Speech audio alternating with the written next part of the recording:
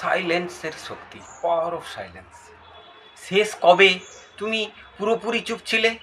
সকাল থেকে রাত, মোবাইল, টিভি, কথা, নয়েজ, একটুও সাইলেন্স নেই।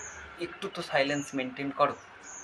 ওশো স্যার তার সিক্রেট অফ যোগা বইয়ে বলেছেন যে সাইলেন্স শুধু শব্দ না থাকা না, এটা তোমার আসল নেচার না, এটা একেবারেই তোমার আসল নেচার না।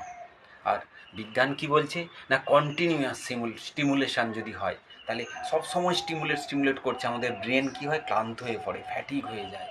সাইলেন্স কি করে আমাদের না, নার্ভাস সিস্টেমকে একেবারেই রিসেট করে, আবার নতুনভাবে জন্ম দেয়। তাই নেচারোপ্যাথি বলছে দিনে 10 মিনিট নো ফোন, নো কথা, শুধু বসে থাকো, অবজারভেশন, নিজেকে চুপ করে থাকা, যা আসছে মনে তাই মেনে নাও। আজকে 10 মিনিট সাইলেন্স নাও, কেমন লাগছে আমাকে লিখে জানাও।